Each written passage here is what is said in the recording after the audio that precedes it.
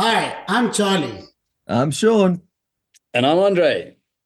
and we're from Keep Guessing, and you're watching Concerts That Made Us.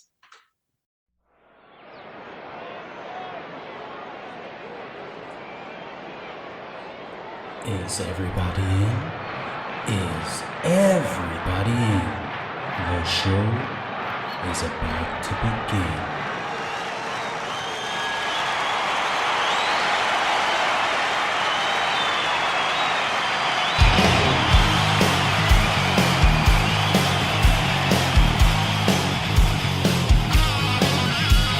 Welcome to the podcast, Concerts That Made Us.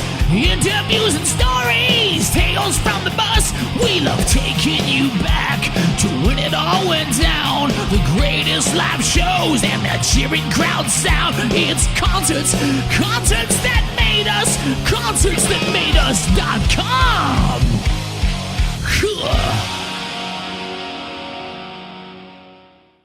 Charlie, Sean, and Andre, you're all very welcome to Concerts That Made Us. Thank you. Now, you recently released your debut album, Digital Dust Side A. Charlie, after so many years in the industry, why was now the right time to release it? Well, that's everybody's asking me. So it was always, when is the right time? And we keep waiting for the right time. It's never the right time. So we decided, I'm not waiting any longer. It's about time now. And I met a great producer that is willing to guide me and do this album. So we were happy to proceed with that. And that was now. See. I like it. You and the producer, Robin Walsh, you had over 100 songs that you had to whittle down. How did you approach, because there's obviously some favorites you couldn't put in, I'd imagine. There were a lot of favorites I couldn't put in.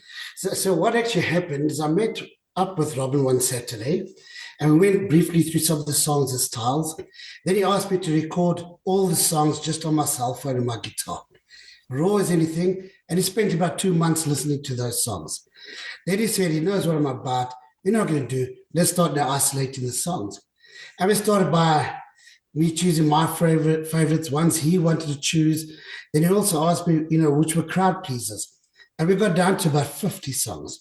And there came the hard work to isolate what songs will work with which album, etc.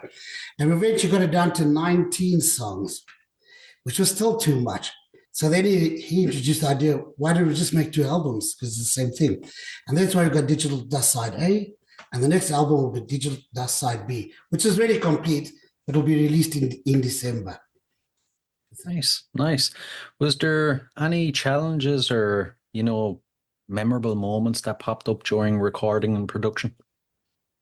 Well, one of the best memories was when he complimented my singing, because nobody compliments my singing. He was, wow, listen to this tone. I was like, which tone? Nick Sean is laughing because he knows. No one ever compliments his singing, ever. But actually, sure, the last month I've been getting a lot of that, surprisingly. And then the other one was when there were the other musicians in the studios, they were listening to the guitar work for one of the songs, and they were so impressed by it. It was basic, but they were like, no session musician could copy that. This has to just be somebody with passion. And that was really a great moment for me. That outsiders, top musicians actually appreciated that. And for me, that meant a lot. Yeah, I could imagine. One song in particular I'd love to dive deeper into is Charlie No Face. It comes from a bit of an urban legend. Can you tell us more about it? Yeah, so the first thing is when we're gigging, I have to tell everybody it's not about me, because everybody thinks it's about me making some fun. But what actually happened is I had a riff. On my phone, I've got a lot of riffs that I saved for future songs I'm going to write. And I was actually Googling for some data sheets, and I came across these urban legends that are true. And I was just sifting through those. And I came across this Charlie No Face, which was a young boy that was electrocuted. His face was distorted. And that urban legend is that guy with a hoodie and he never sees his face and walks alone at night. Was based on him. Basically, he used to walk at night because of his scarred face. And everybody wanted to go see him, this like ghostly figure. It became quite a legend in the 50s. And the song transpired and fitted for that. And so that's what I wrote it about and tried to base it on some of the facts that was there. as well as, make it musically sound quite good. Right, right. Now, Andre recently joined the band as the bassist. How has that impacted the dynamic within the band? Well, firstly, when you got a bass and you never had a bass, it's a lot different. I have to confront two people, not just Sean anymore. The dynamics is quite good because you can really add a lot of atmosphere and vibe to a lot of the music, especially on the live set. And when he's got his cool hat, he's not wearing tonight. It's actually even better. So, and he does add a dynamic as in a feel of a song, because sometimes, if you left just the guitar to do all the talking, if you want to put it like that, the bass can do some of it, and Sean can always fill in with his drums, which is not too shy to do. It does also mean that I have to play in time properly, because when I go out of time, it's easy when there's just a guitarist, but when there's a bassist and a guitarist, it's a bit more tricky. So thanks, Andre. That's changed. Oh, sorry, you've got to make your life tough somehow. And Andre, how are you finding your feet within the band? Look, I'm still getting to know a lot of the songs. It's because Charlie's just dumped a whole lot of new stuff as well onto me, and it's like, whoa, a bit overwhelming sometimes to try and learn and remember them all and get the grooves and remember the grooves.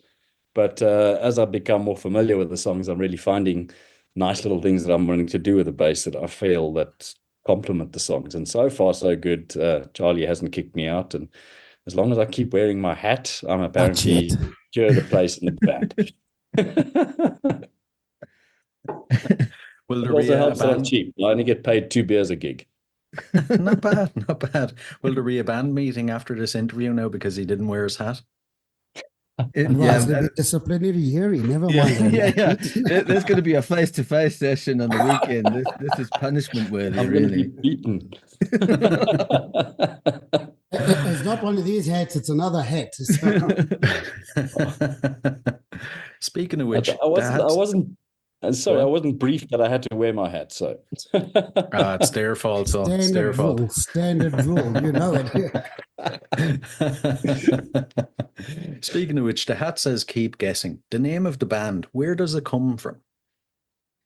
All right, so Sean and I go back quite a way. And we used to go under the band called Hemisphere. Then we were Radio Unfriendly. And then we were looking, because we were doing a lot more acoustic stuff and more rhythmic stuff. And we had no idea what to call ourselves. And people kept asking me, so when are we going to do the album? When are we going to play live? When are we going to do this? And I one day told my daughter, well, just keep guessing. And I called Sean and said, I think I got the name for the band. Keep guessing. Which also prompts me, Sean's not there. Is he going to show up? I said, keep guessing. Is the bassist going to be there? Is somebody going to step in for me? Who's actually going to be in the band? And it's kind of just stuck with us, keep guessing.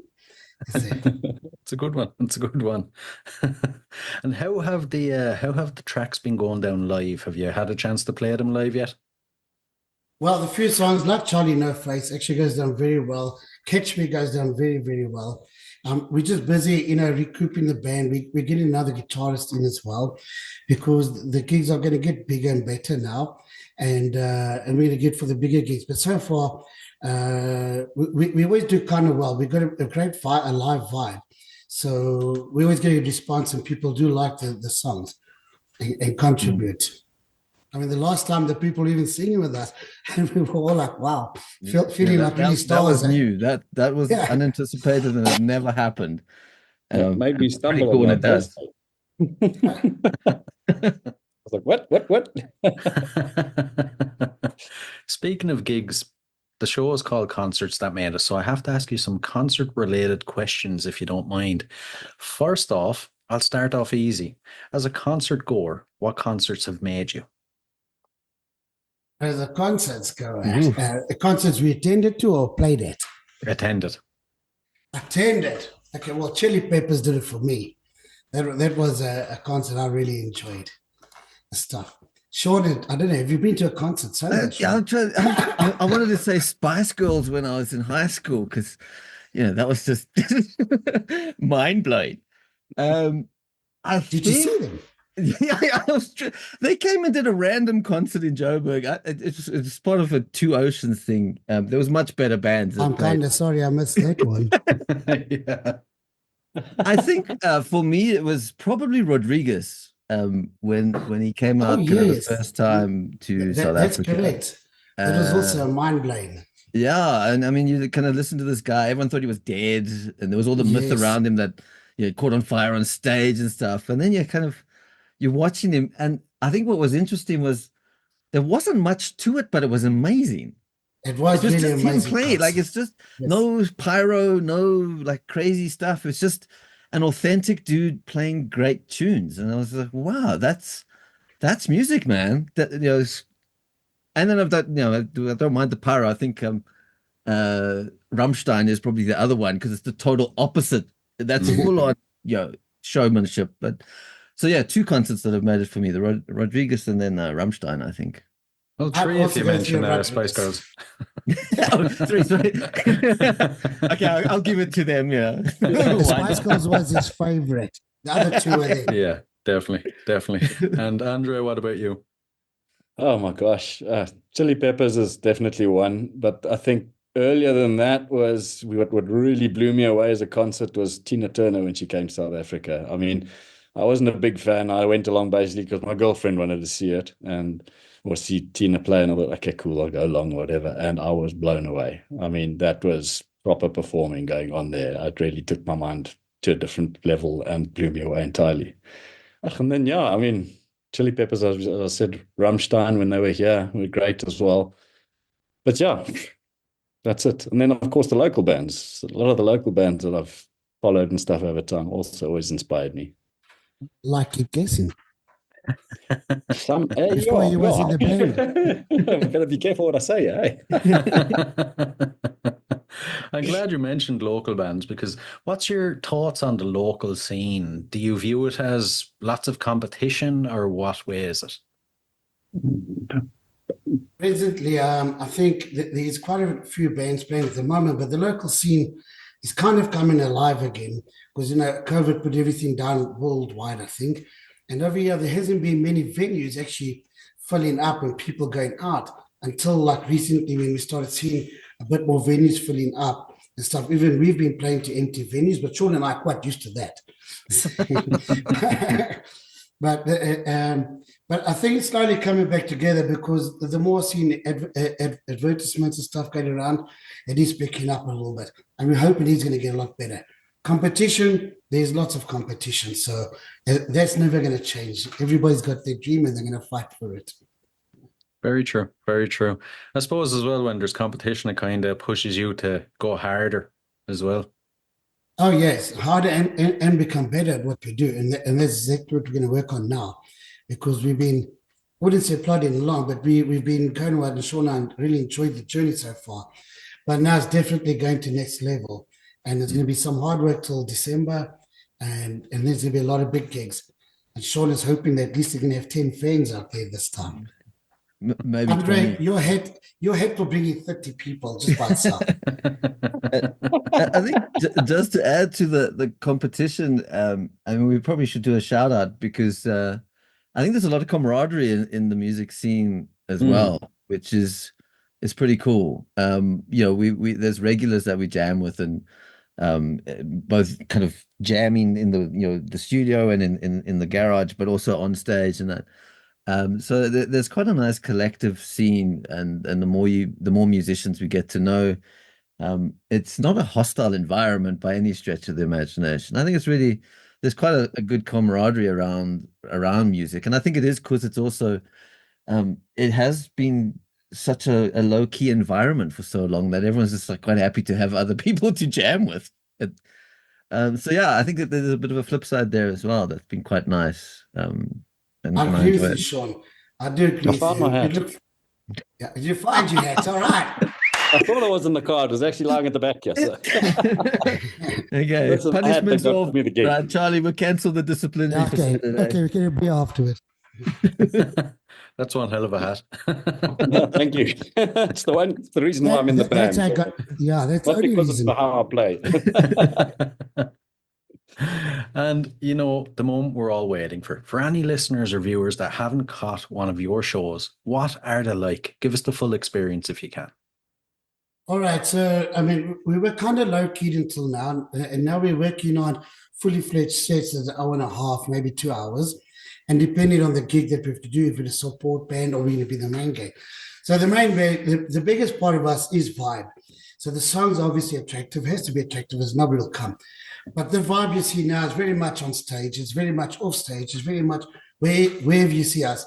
This is what we're about. We want to be good. We want to be great, but we never want to stop having fun. When we stop having fun, we actually don't want to do it anymore. It's stuff. So this is a great fun. Whoever joins us or plays with us has to fit into that key. Sean's been there 1,000 years. Try to fire him. He just kept coming back. So. Nobody else will have him. Yeah.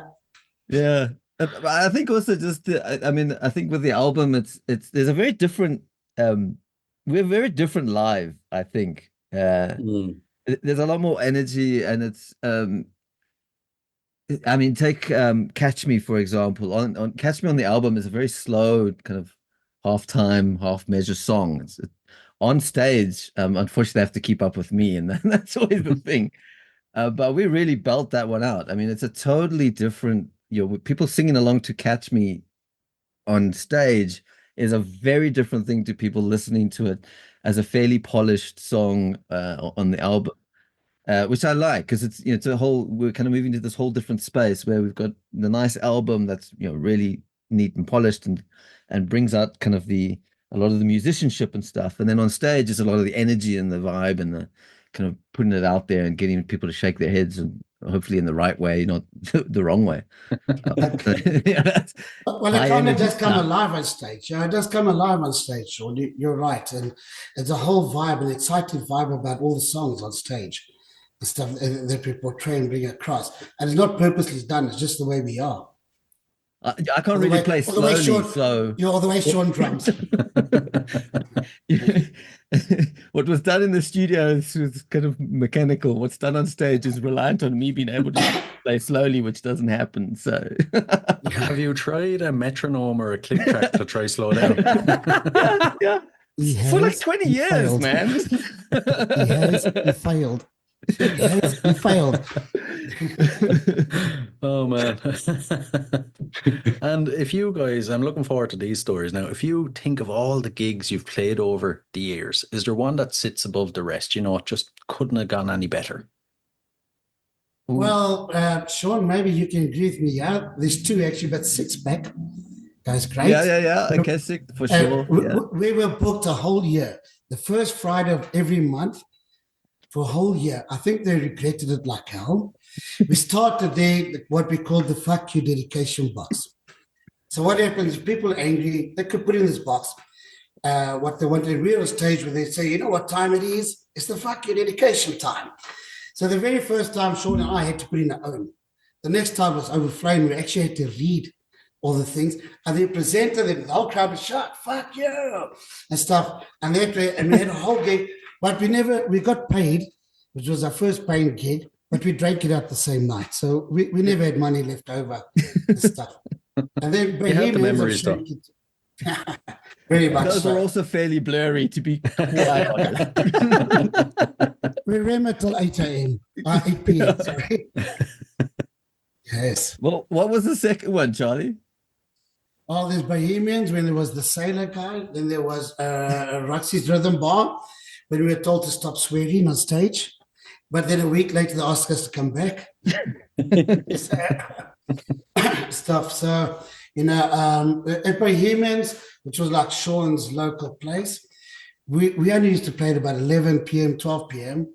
Needless to say, we had plenty of beer by then. And there was once this band playing, and they were really good and polished. And there was this guitarist that was good, and he was dressed in a sailor suit, was part of the kit. And I wanted to compliment him. I told him, he really plays well. But that evening, Sean and I, the crowd loved us. And he came across when I said, no, you're really good. He thought I was being arrogant, like trying to downplay him, and he stormed off and he walked away. We just he tried to be nice, and they were angry with us. But that was it. And of one of the albums, we got even one of the photos for the albums. Remember, Sean, with the doors in the background? Yeah. Sean, I can tell you, hours and hours of gig stories. That's for sure. I think just one that because we can name drop is the Wits Street Party. Oh yes. So That stood out. Polytones was playing the main stage. Polytones, fairly big band. And we thought, and we were playing literally the same time as the Polytones.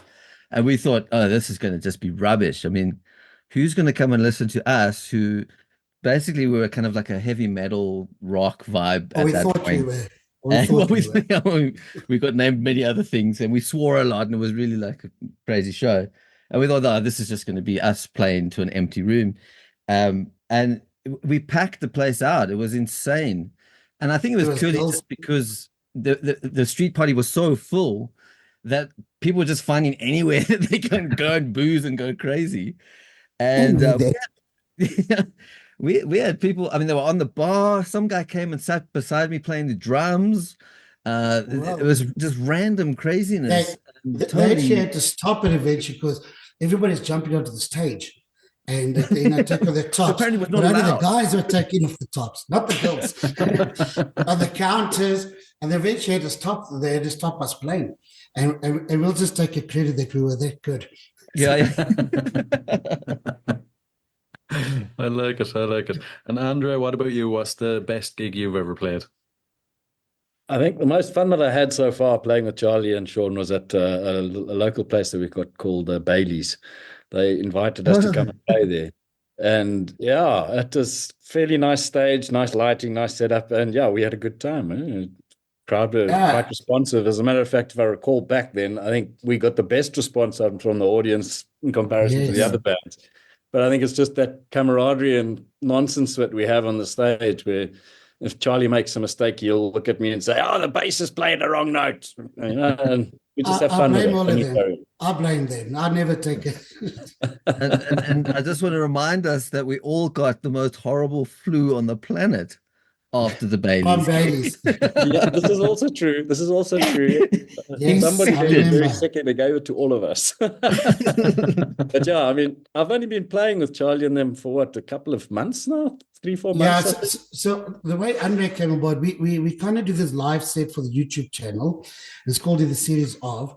And we normally have like a guest artist to play with us. And we asked Andre to play a few songs with us.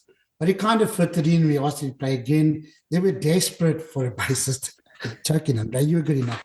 You just want my hat. Yeah. It helped that he wore a cool hat to the film. And he kind of just fitted in all the time. So, and here he is now. Nice hat.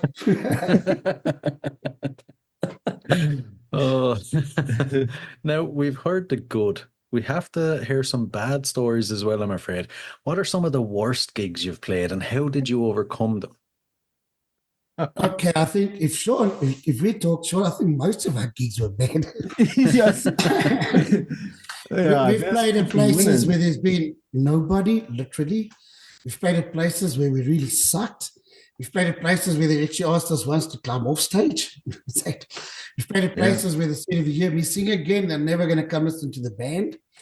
And overcoming it is, not everybody's going to like you, that's for sure. If there's 100 people, if 10 like you, that's great odds. And we focus on the 10, let them scream and shout. And as we're going along, more and more people are liking us, and more people are actually asking to play in the band.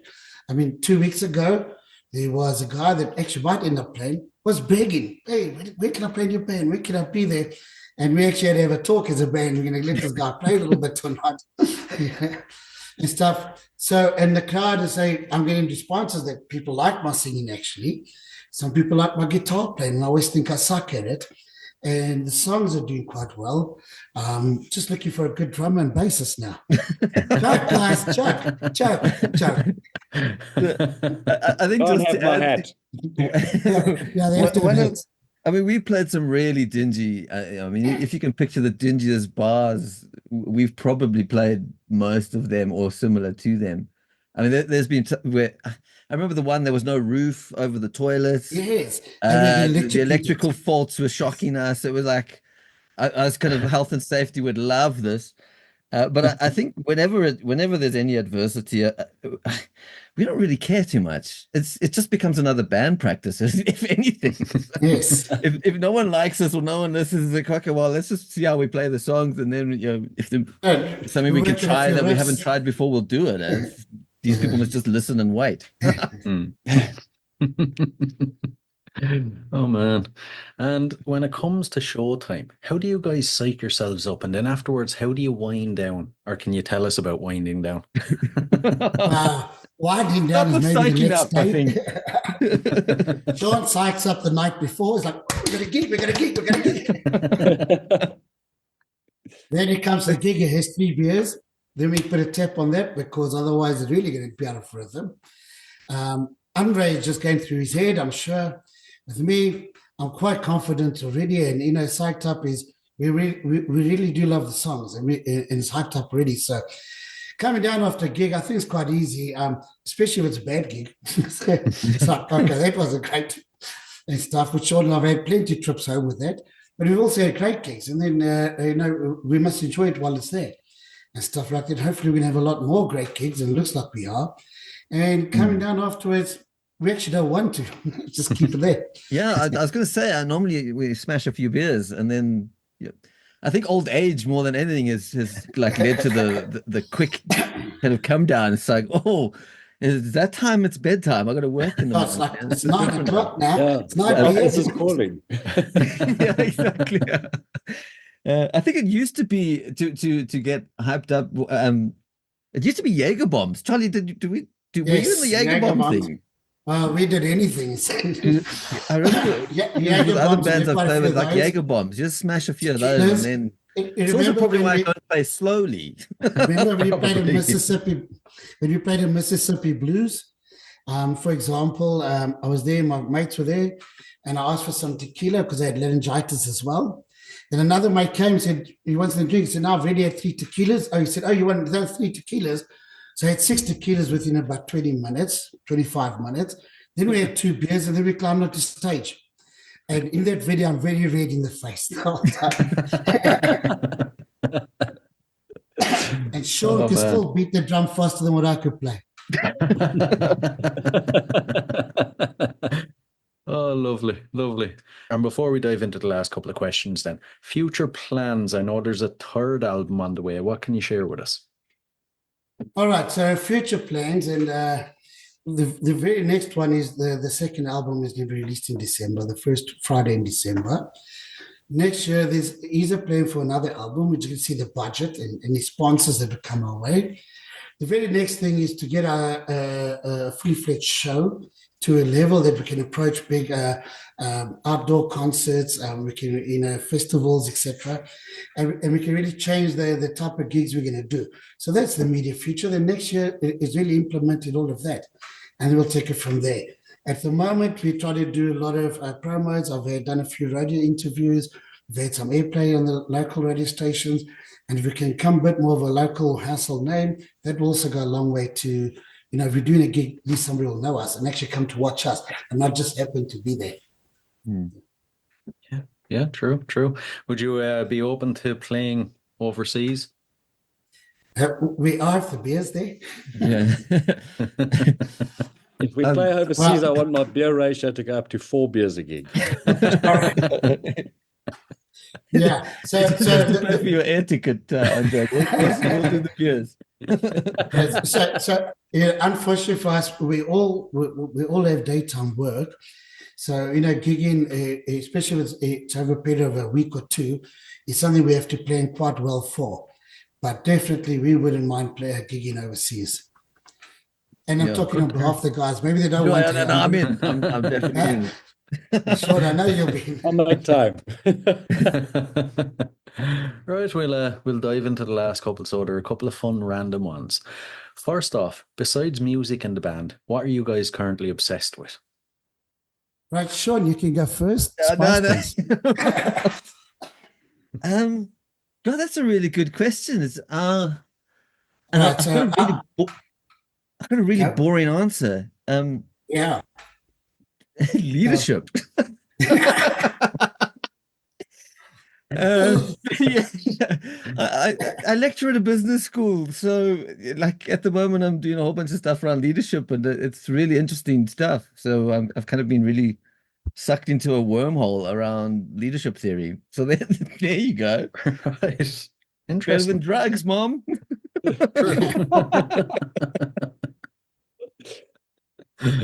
Now you go, Charlie. Sean, you know, my life is full. There's scuba diving, there's 4x40 outdoor life, there's photography, and of course the band. So yeah, I spend quite a bit deal outdoors. Sean also, by the way, he enjoys hiking, being outdoors, and he's been in South Africa. There's plenty of venues, and we're fully, for myself, I have fully kitted 4x4 vehicles, and I can go into the bush for 5 days and be self-sustained and look at the wildlife and enjoy that kind of thing away from the band. I do miss them. Sean eventually cries. Even his wife knows. Even his wife knows he loves me more than he loves her. She told me that once, but I didn't argue. And Andre, what about you? What are you obsessed with? What am I obsessed with? All the wrong Your things hat. in life, I think. Trying to let go and live a little and enjoy life, and that's why I really enjoy playing with Charlie and them, because as I say, it's a fun, really fun experience. I play with a couple of other bands where it feels very serious, and it takes a bit of the fun out of the playing and the music. And the main reason I play music is to relax and enjoy myself. So that's why I dig it with Charlie and them. But being obsessed with stuff at the moment, can't really think of anything that I'm really obsessed with. My dogs. I'm obsessed with my That's quite dogs. I love cool. them That's to quite pieces. cool. Yeah. That's quite cool. Yeah, definitely, definitely. The next one, it's a bit odd. If you had to spend 24 hours locked in a room with any musician from history, who would it be? I know you would. That's The Spice All right. Girls. Wait. so, For me, I Spice knew Girls, you were Spice going to Girls. say that. It's Like that. they're on the brain now. I'm just gonna go with Spice Girls. All right, Why Andre, not? you first. Sean, what you do for 24 hours there? Well, That's fine. It's yeah, fine. It's I'm fine. not gonna. He'd come out very tired. Yeah. Camel pack. I'm going in. It's 24 hours is fine. Charlie? Andre? Okay, for me, I mean, somebody like Jack Johnson, I could spend to see what he wrote because he's quite cool, quite laid back about his music. Obviously, people like Bob Dylan would be great to talk to and see where he comes on, how he does his music and that. But Jack Johnson, I think, would be more my kind of vibe, laid back, beachy, and also great songs and writing. And that's how I would speak to you about that and go through and see his rhythms and stuff like that. So that's what I would do. Good one, good one. And Andrea? Like I said, Tom Waits. I mean, I've just recently been researching him again, and the way he would record stuff. You guys would come in with their top tier instruments, and he'd say, "No, you must play this banjo," and it's a buggered up, broken thing. And the musicians are looking at it, going, "You really want me to play on this?" But he coaxes them into playing on it, and he brings out for me what I think is really fantastic music. So yeah, I would spend 24 hours with Tom Waits and just have a jaw. It's another good one. Another good one. And the final question, what's your go-to album? An album you constantly revisit? All right. You talk to me first. All right. Nirvana Unplugged is one of my favorites all times. Had a big impact. And also Neil Young Unplugged, I enjoyed. I was introduced to that because I wasn't aware of it, even though it's been around for a long time. I really enjoyed those two albums. And then another one was Golden Earring, The Naked Truth Unplugged. I really enjoyed those. Sean liked the drummer. Remember Sean? Yeah, those would be my go-to albums for sure. I like it. I like it. Sean, Spice Girls. I'm trying to even think of a Spice Girls song, and nothing's coming to me. Spice up your life. So a bit of a random one for me. Look, there's always there's bands that I would, Pearl Jam, anything. The Editors, anything. But the one record or the one album that I love, kind of just sitting and listening to the whole thing, kind of end to end, is the Screaming Jets' Tear of Thought. They're an Australian kind of rock band. Probably one of the hardest working Australian bands that should have been way more famous than they are. but it's just one of those albums. It's every song to me is like, oh, it's magic. So that's kind of, that's always, I can listen to that all afternoon, one song after another, no skipping, no random, no nothing, just put it on and play. It's nice. I know Sean for 20 something years, and I learn something new about him every day. Oh, and Andra?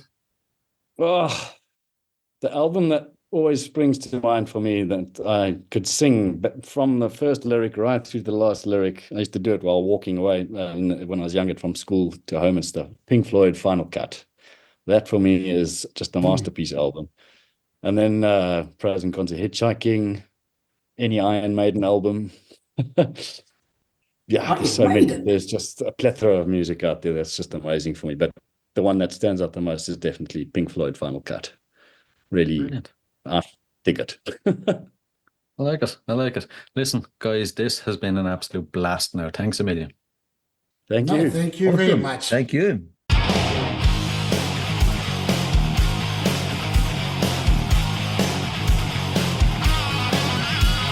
Welcome to the podcast, Conscience That Made Us. Interviews and stories, tales from the bus. We love taking you back to when it all went down. The greatest live shows and that cheering crowd sound. It's concerts that made us, concertsthatmadeus.com.